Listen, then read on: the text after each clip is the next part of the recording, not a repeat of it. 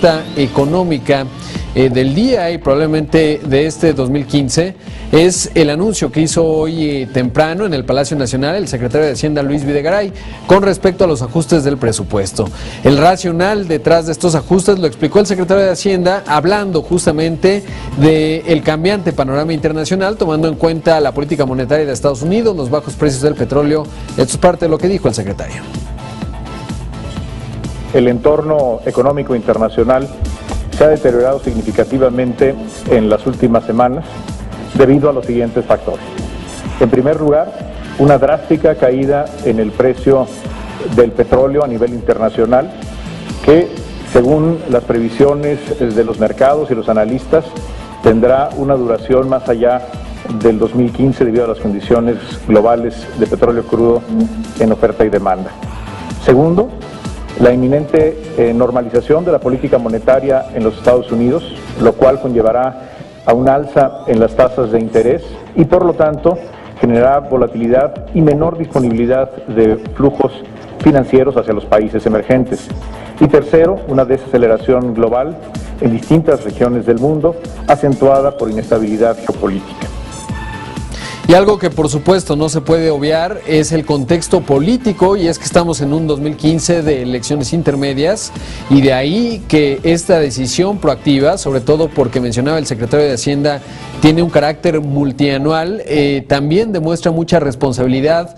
con visión de Estado, más allá de la coyuntura específica de las elecciones, y esto es lo que dijo el secretario de Hacienda justamente hablando de esta coyuntura política. Por difíciles o complejas que sean las decisiones que está tomando esta administración, el presidente Enrique Peña Nieto ha sido claro y contundente. Por encima de cualquier coyuntura, incluida la político-electoral, está el proteger la estabilidad y de esa manera, lo más importante, proteger la economía de las familias mexicanas. Importante porque al final, si bien los precios del petróleo hoy se encuentran en niveles por debajo de los $50, la mezcla mexicana de exportación por debajo del umbral de los $40, algo significativo que mencionaba el secretario de Hacienda era la necesidad de empezar a planear lo que ocurrirá en 2016, porque ahí sí no tendremos las coberturas petroleras, seguro que tiene cubierto y digamos que nos permite un margen de maniobra en cuanto a que los ingresos del gobierno federal en cuanto al petróleo están cubiertos por las coberturas que se compraron desde el año pasado. Y esto se reflejó en este recorte que asciende a 124,300 millones de pesos en cuanto al gasto público, representa 0.7% del Producto Interno Bruto y está centrado en dos grandes aspectos: el gasto corriente, por supuesto, y el gasto de inversión. Buena parte de ello estará también centrado en las dos empresas productivas del Estado. Se trata, por supuesto, de Petróleos Mexicanos y la Comisión Federal de Electricidad. En el caso y proporcionalmente de cada una de ellas estarán tratándose de 62,000 millones en el caso de Pemex y 10,000 millones de pesos en el caso de la CFE. El sector público federal realizará durante 2015 ajustes por un monto de 124,300 millones de pesos del gasto público, lo que representa el 0.7% del Producto Interno Bruto. Este monto incluye ajustes a los presupuestos de Pemex y Comisión Federal, que nos han sido informados por los directores generales de ambas empresas productivas del Estado y que serán puestos a consideración de sus consejos de administración conforme lo prevé la reforma energética. Los montos que corresponden a Pemex y a la CFE son, para el caso de Pemex, 62,000 millones de pesos, mientras que en la Comisión Federal de Electricidad el monto es de 10,000 millones de pesos. Y es que naturalmente en el caso específico de Pemex, por ejemplo, hay una menores ingresos ante esta precipitosa caída que desde mediados del año pasado empezaron a experimentar los precios de los hidrocarburos. Si bien las coberturas, le digo, mantienen, digamos, cierta estabilidad en cuanto a las finanzas del gobierno federal, no es así en esta empresa productiva del Estado. Ya en otras ocasiones, por supuesto, se ha mencionado que en cuanto a la ronda 1, este proceso que forma parte del aterrizaje de la reforma energética, no habrá necesariamente una transformación. Y es que incluso el gobernador del Banco de México dijo ante los micrófonos de Dinero por Excelsior Televisión, los proyectos energéticos son de largo plazo, y en el largo plazo, por supuesto, aumentará la demanda de hidrocarburos, independientemente de las coyunturas y, por supuesto, del aumento de la producción de los mismos por parte de Estados Unidos. Pero este fue el detalle con respecto al otro aspecto, con respecto al tema del gasto corriente y lo que implicará en la austeridad de muchas dependencias.